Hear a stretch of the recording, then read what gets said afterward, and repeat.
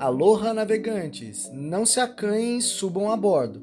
Eu sou o Diego e esse é o Marujo de Aquário, um podcast dedicado a difundir as boas práticas em aquarismo. Afinal, aquários não precisam ser gaiolas de vidro. O Marujo é grátis e sempre será. Mas se você puder nos ouvir pela Orelo, eles pagam o meu chocolate. A Orelo é a única plataforma que paga os criadores de conteúdo por play. Nos ouvindo por lá, você dá uma força pro projeto continuar existindo. Dá essa moral pra gente, o Marujo nunca te pediu nada. O link para nos ouvir por lá está na descrição desse episódio. Bora zarpar?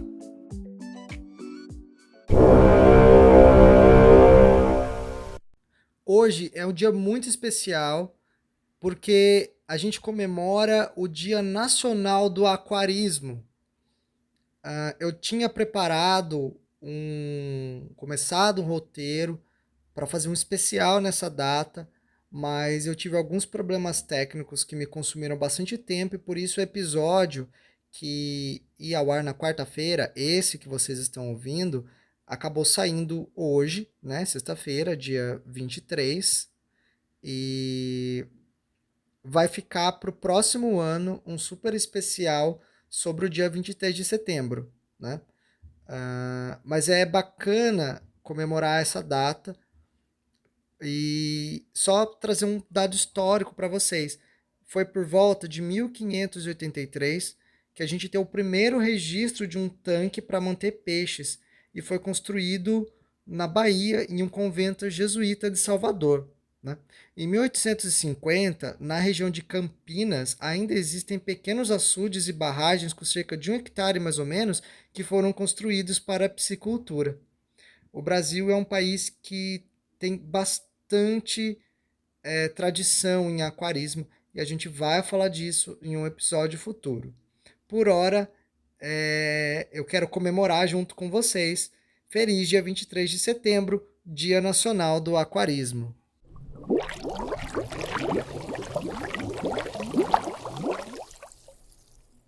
No episódio anterior, nós conhecemos os tipos de filtragem possíveis para o nosso aquário. Hoje iremos nos dedicar a aprofundar o nosso conhecimento sobre a filtragem mecânica. Esse tipo de filtragem é a portaria do nosso filtro, decidindo o que entra e o que fica barrado logo na porta. Seu papel é reter o máximo possível de partículas sólidas e elementos que não se decompuseram a nível molecular dentro do tanque, como restos de plantas e outras sujidades. Muita gente dá bastante atenção para a filtragem biológica e trata a filtragem mecânica como algo mais simples e menos complexo. Porém, a filtragem mecânica precisa ser muito bem dimensionada, pois se ela não for eficiente, todo investimento com mídias biológicas e resinas sintéticas será em vão. Digo isso, pois é a filtragem mecânica que irá reter qualquer partícula sólida que seja capaz de entupir os poros das mídias biológicas. No caso de alguns filtros, é ela que irá impedir o entupimento do impelidor, a peça que faz a sucção da água para dentro do sistema, aumentando a vida útil do seu filtro. Dimensionar a filtragem mecânica do seu sistema não é tão simples, pois dependerá da análise do seu tanque. Aquários com muita população ou compostos de espécies que sujam muito ou precisarão de mais camadas de filtragem mecânica ou de uma manutenção em menor tempo. Isso envolve quantidade de material, se será descartável ou não, e basicamente é a filtragem mecânica que definirá a rotina de limpeza do seu filtro. Para vocês terem ideia, toda vez que você precisa desligar o seu filtro para trocar a mídia mecânica ou limpar, você perde uma quantidade enorme de bactérias que morrem por falta de oxigenação. De modo que, se você dimensionar errado o seu sistema e precisar limpar o filtro toda semana, você poderá ter um desequilíbrio biológico e sempre vai ficar refém dos aceleradores biológicos para recompor essa biologia, gastando mais na manutenção. O preço de não fazer isso é sofrer picos de amônia e nitrito, torturar e matar os seus peixes. Uma filtragem mecânica bem dimensionada pode garantir que você só precise mexer no filtro após 3, 4, talvez até mais trocas parciais de água. O Marujo indica. A dica é: quanto menos você precisar mexer no filtro, é melhor.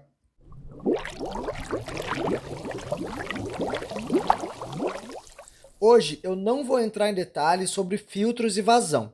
Isso ficará para os episódios dedicados aos filtros. Porém, um detalhe importante que eu quero que você saiba agora é que filtros com maior espaço interno exigem mais material, porém, podem garantir um tempo maior entre as manutenções. Filtros com espaço interno menor exigem menos material, porém, manutenção em menor tempo. Outra variável que precisa ser observada é a qualidade do material filtrante que você está utilizando. Isso pode ser definido por você de forma empírica, testando. Porém, algumas dicas são úteis. Se o seu sistema de filtragem possui uma boa sucção, isto é, um impelidor ou bomba potente, você poderá utilizar com maior tranquilidade mídias mecânicas mais densas, sem comprometer a vazão, isto é, a quantidade de litros que o seu sistema consegue filtrar por hora. Se o seu sistema de filtragem tiver uma sucção mais suave, o que pode ser necessidade no caso de plantados em que você não quer desperdiçar o CO2, você talvez precise de materiais de mídias mecânicas mais porosas e menos densas, né, para poder passar a água sem você forçar a bomba ou o impelidor. Ainda a opção híbrida, mesclando mídias de densidades e porosidades diferentes para promover um efeito funil, que irá reter em partes diferentes do sistema sujeiras de tamanhos diferentes, trazendo a vantagem de aumentar o tempo de saturação e a lavagem ou substituição dessas mídias. Particularmente, esse é o melhor dos mundos, um sistema mecânico tipo funil, com mídias de densidades diferentes, preferivelmente laváveis e não descartável. A utilização de material lavável é vantajosa por dois motivos. O primeiro é óbvio, é o econômico. O segundo é um apoio na filtragem biológica. Lembra que no episódio passado eu comentei que as bactérias vão grudar em tudo? Pois é, inclusive nas mídias mecânicas. Se você as lavar na água da troca parcial, vai retirar a sujeira e não vai matar as bactérias. Me parece juntar a fome com a vontade de comer.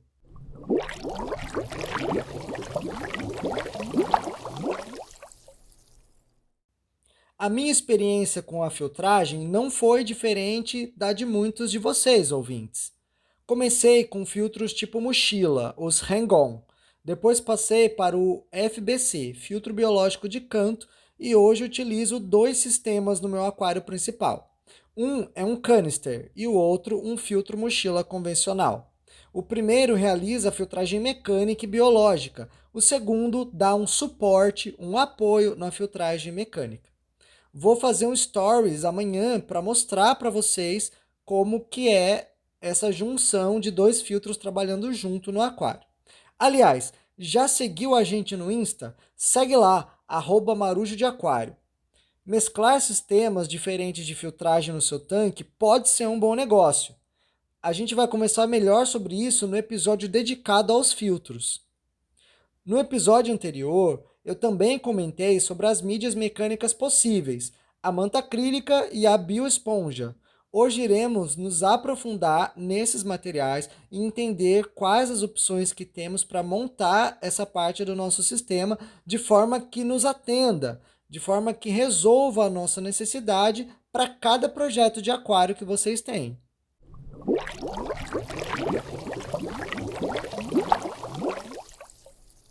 Manta acrílica.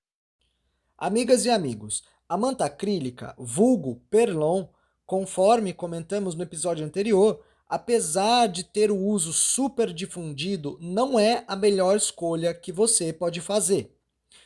A manta acrílica, em específico, é composta por uma fibra 100% de poliéster. O poliéster é uma categoria de polímero que, quimicamente falando, contém um grupo funcional éster na cadeia principal. Apesar de existirem muitos tipos de poliéster, o termo normalmente é usado para se referir para se referir ao politereftalato de etileno, conhecido também como PET.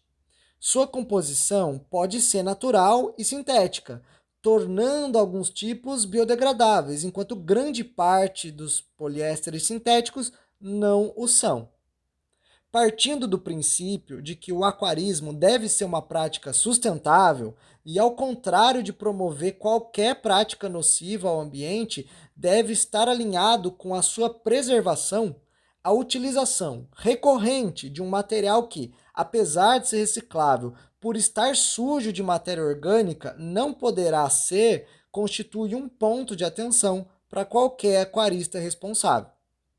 O descarte incorreto gera um material nocivo a humanos e animais. O microplástico. Os microplásticos, como o próprio nome indica, são minúsculas partículas de plástico. Esse tipo de material é um dos principais poluentes dos oceanos. O grande problema é que os microplásticos alteram a composição de certas partes dos oceanos, prejudicando os ecossistemas das regiões e, consequentemente, a saúde humana. Se utilizássemos ocasionalmente a lã acrílica, não seria um problema. Contudo, ela é basicamente o item descartável da rotina dos cuidados com o nosso tanque.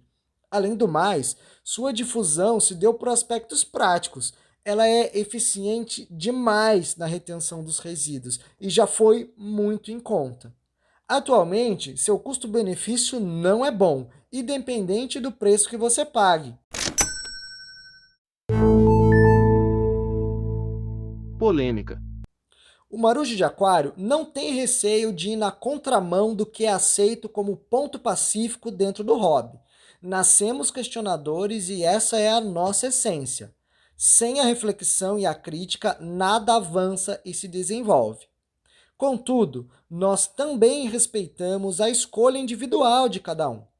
E se você optar por utilizar a manta acrílica, queremos que você tenha condição de escolher o que será mais adequado para o seu projeto.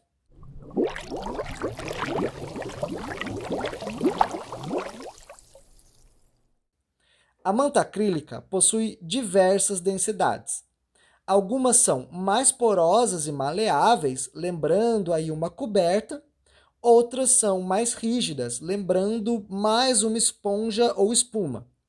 Dependendo do tipo de filtro que você vai utilizar, uma pode ser mais adequada do que a outra.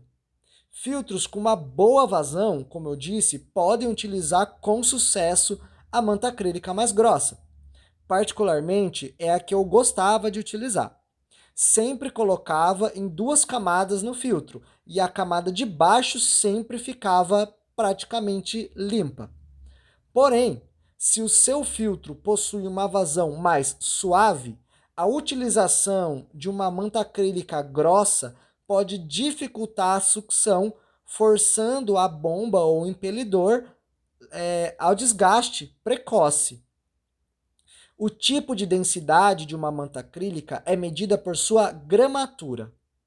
Para ser utilizado como filtro de aquário, a manta deve ter uma gramatura de 60 a 150, sendo a última a mais utilizada. Deve-se evitar a todo custo mantas acrílicas que tenham adição de resinas ou que tenham passado por processo de tratamento antifúngico, antiácaro, enfim, qualquer coisa que não seja o próprio poliéster. Mas aqui entre nós, eu gostaria de pedir para vocês dar uma chance e testar a nossa próxima mídia mecânica.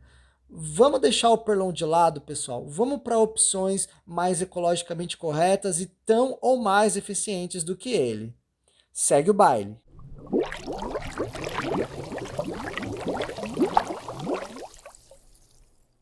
O marujo indica.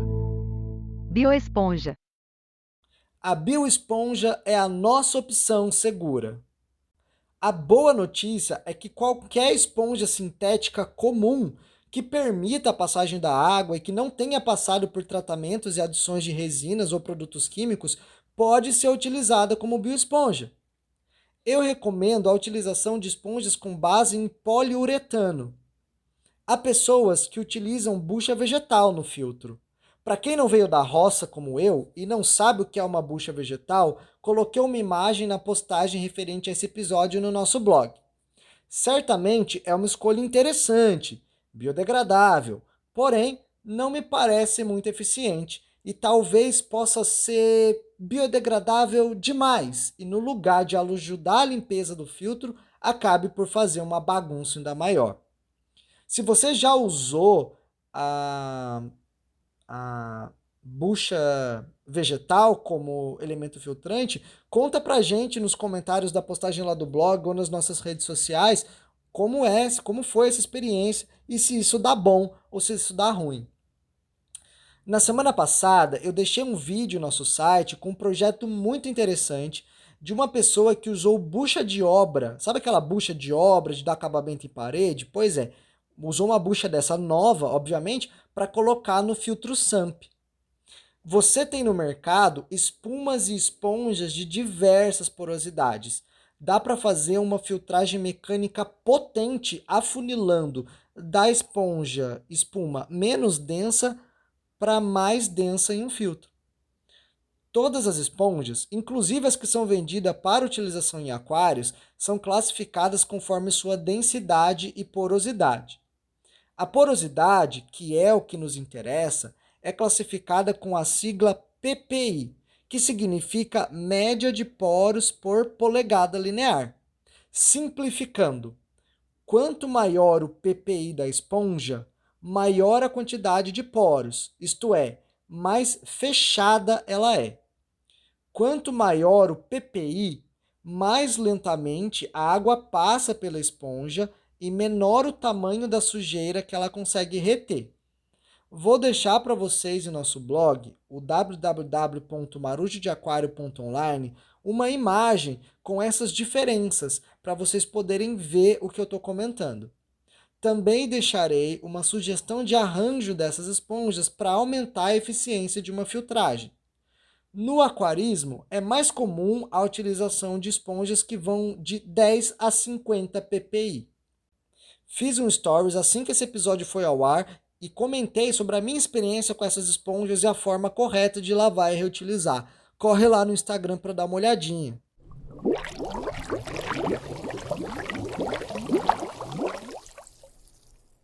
Tecido permeável. Enquanto eu roteirizava esse episódio, me ocorreu a possibilidade de utilizar qualquer tecido permeável e atóxico como mídia mecânica. Talvez, naquelas épocas que a gente está com a grana curta, tipo hoje, pode ser uma solução de curto prazo e satisfatória. Se funcionar, pode ser interessante, uma vez que tecido é uma coisa lavável e reutilizável. Me ocorreu também costurar uma almofada sob medida com as várias camadas de tecido para utilizar no meu rangon. Eu fiquei com a pulga atrás da orelha e vou fazer um teste com panos de prato para ver o que acontece. Vou documentar o desfecho e volto para mostrar para vocês.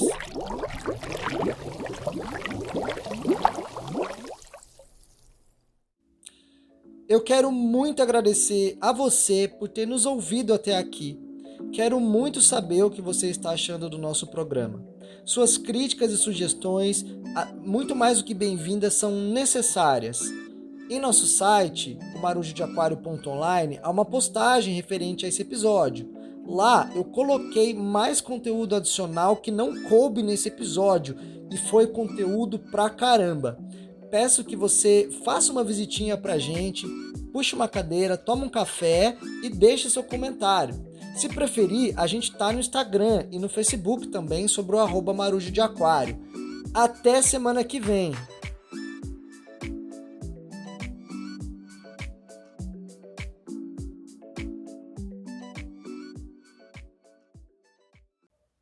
Esse episódio foi escrito e roteirizado por Diego de Oliveira. As fontes de pesquisa utilizadas estão disponíveis para consulta na postagem referente ao episódio no site www.marujodeaquario.online.